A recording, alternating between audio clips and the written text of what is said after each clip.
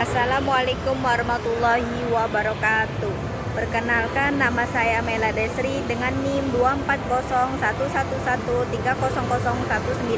Di sini saya akan menjelaskan tentang materi administrasi sarana dan prasarana pendidikan. Administrasi sarana dan prasarana pendidikan adalah proses pengelolaan segala fasilitas, peralatan, serta perlengkapan yang digunakan untuk mendukung kegiatan belajar mengajar di lembaga pendidikan. Menurut Mulyasa 2018, artinya semua aktivitas yang berhubungan dengan penyediaan, pemeliharaan, serta pemanfaatan alat dan fasilitas sekolah termasuk dalam administrasi sarana dan prasarana. Yang kedua, sarana pendidikan. Sarana pendidikan mencakup semua alat, bahan, dan perlengkapan langsung yang digunakan dalam kegiatan pembelajaran. Contohnya, buku pelajaran, komputer, laboratorium, papan tulis, alat peraga. Semua sarana tersebut membantu guru dan siswa agar kegiatan belajar mengajar dapat berjalan efektif. Yang ketiga, prasarana pendidikan. Prasarana pendidikan mencakup fasilitas penunjang yang memungkinkan proses pembelajaran berjalan dengan baik. Contohnya, gedung sekolah, ruang kelas, halaman, jaringan listrik, lingkungan sekolah. Prasarana ini berperan penting untuk menciptakan suasana belajar yang kondusif, aman, dan nyaman. Yang keempat, tujuan administrasi sarana dan prasarana. Tujuannya adalah agar seluruh kegiatan belajar mengajar di sekolah berjalan lancar, efisien, efektif, aman, dan nyaman bagi peserta didik maupun tenaga pendidik.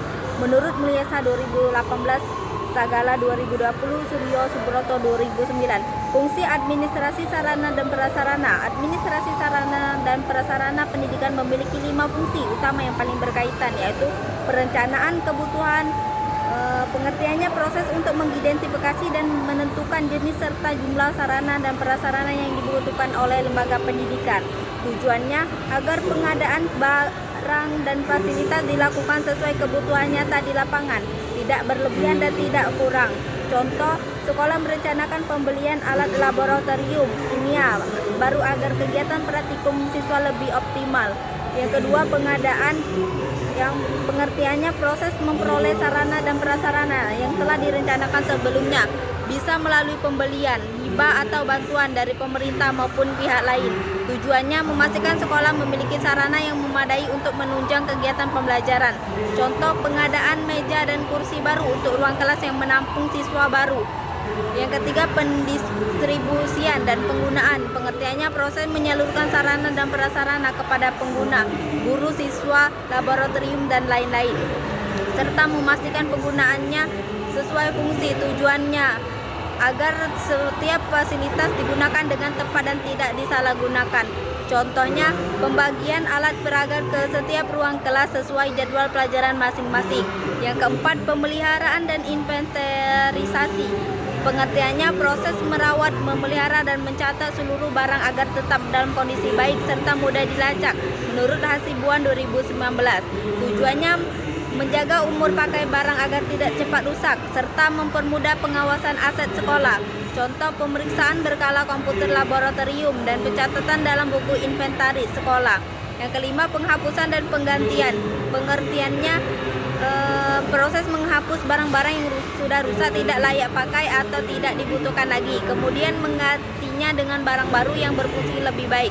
Tujuannya menjaga efektivitas kegiatan belajar agar tidak terganggu oleh sarana yang rusak. Contoh, mengganti proyektor yang rusak dengan perangkat baru agar kegiatan pembelajaran berbasis teknologi tetap berjalan lancar. Menurut Purwanto 2017, Segala 2020, Hasibuan 2019. Relevansi dengan profil lulusan. Pemahaman tentang administrasi sarana dan prasarana pendidikan sangat penting bagi calon pendidik dan pengelola lembaga pendidikan karena berpengaruh langsung terhadap efektivitas proses belajar mengajar.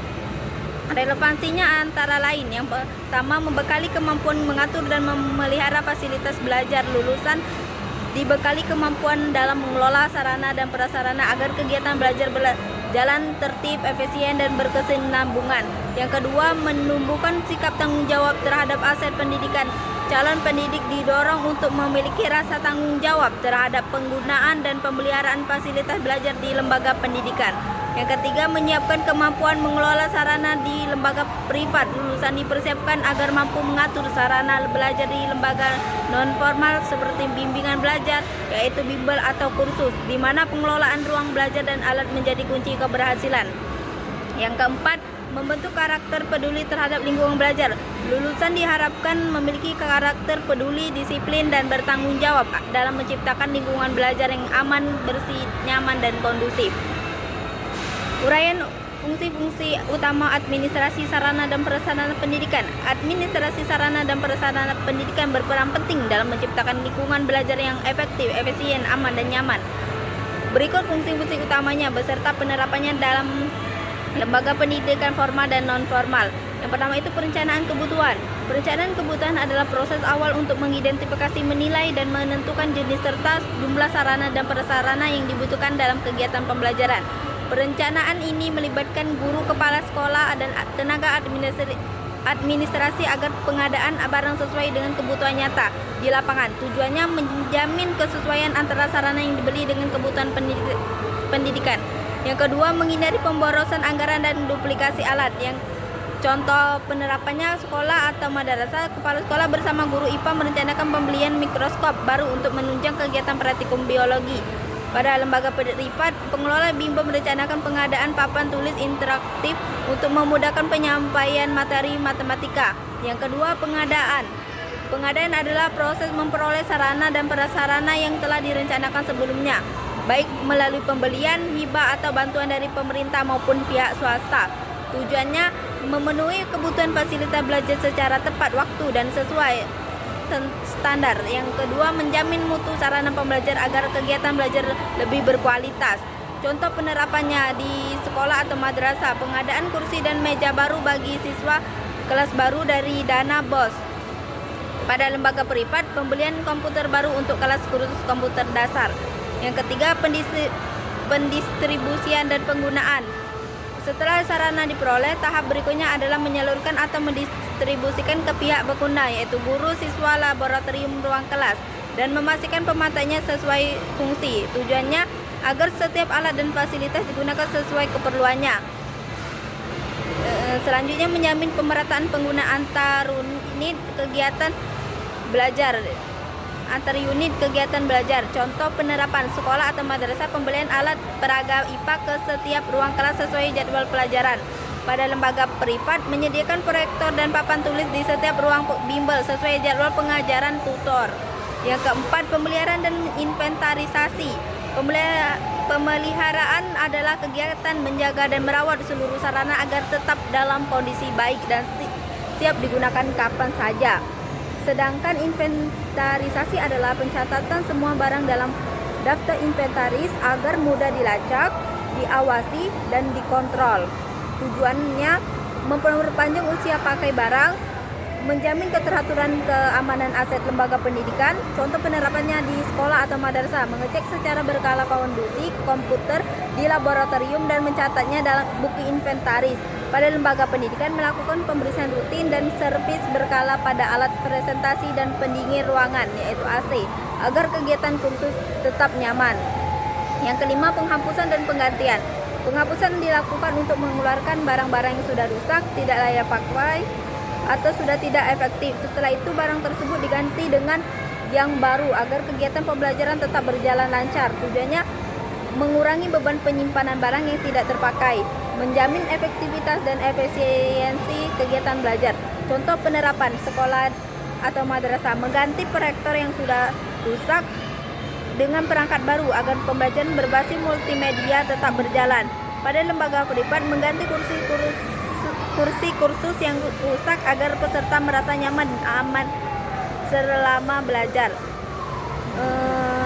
Kesimpulan dari administrasi sarana dan prasarana pendidikan merupakan bagian penting dari manajemen pendidikan yang bertujuan untuk menjamin kelancaran proses belajar mengajar melalui tahapan perencanaan, pengadaan, dan pendistribusian dan pemeliharaan hingga penghapusan. Lembaga pendidikan dapat memastikan bahwa seluruh fasilitas digunakan secara optimal, efisien, dan sesuai dengan kebutuhan.